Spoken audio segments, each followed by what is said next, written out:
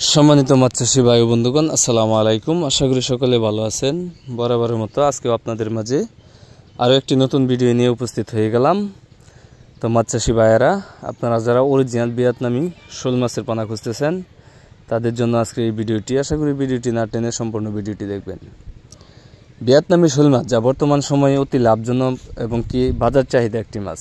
এই মাছগুলোর বাজার চাহিদা সবসময় থাকে এবং কি বাজার মূল্যও বেশ ভালো পাওয়া যায়।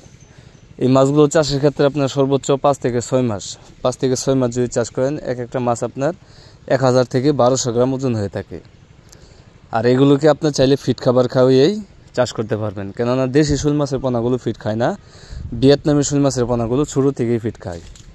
আপনারা যারা ভিয়েতনামি শোল মাছের পোনা চাষ করতে চান তারা চাইলে আমাদের স্ক্রিনে দেওয়া নম্বরে সরাসরি যোগাযোগ করে বাংলাদেশের যে কোনো জায়গা থেকে এই ভিয়েতনামি শোল মাছের পোনাগুলো সংগ্রহ করতে পারেন। আমরা এই শোল মাছের পোনাগুলো সারা বাংলাদেশে হোম ডেলিভারি দিয়ে থাকি। আমরা আমাদের হ্যাচারি বড় বড় বুট থেকে এই শোল মাছের পোনাগুলো উৎপাদন করে থাকি, তাই আপনারা চাইলে নিঃসন্দেহে নিয়ে চাষ করতে পারেন। এই শোল মাছের পোনাগুলো আপনার একক চাষের ক্ষেত্রে সবচেয়ে ভালো। বেশি একক চাষের ক্ষেত্রে প্রতি শতাংশে আপনার 200 বা 150 পিস চাষ করা যায়। আর এই মাছগুলো চাইলে আপনি মিশ্রভাবেও করতে পারবেন, যেহেতু এই মাছগুলো রাক্ষসী মাছ। মিশ্রভাবে চাষ করতে গেলে অন্য অন্য মাছের সাইজ এই মাছের থেকে বড় হতে হবে।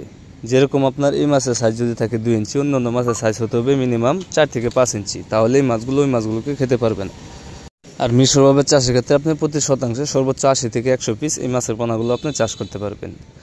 তো মাছ চাষি ভাইয়েরা, আপনারা যারা ভালো জাতের উন্নত মানের অরিজিনাল ভিয়েতনামি শোল মাছের পোনা খুঁজতেছেন তারা চাইলে এখনই আমাদের সাথে সরাসরি কল করতে পারেন। তো আজকের ভিডিওটি এই পর্যন্তই। ভিডিওটি ভালো লাগলে অবশ্যই একটা শেয়ার, একটা কমেন্ট, একটা লাইক করে রাখবেন, যাতে পরবর্তীতে ভিডিওটি দেওয়ার সাথে সাথে আপনি খুব সহজেই পেয়ে যান। তো আজকের মতো এখানে বিদায় নিচ্ছি। সবাই ভালো থাকবেন, সুস্থ থাকবেন। আল্লাহ হাফেজ।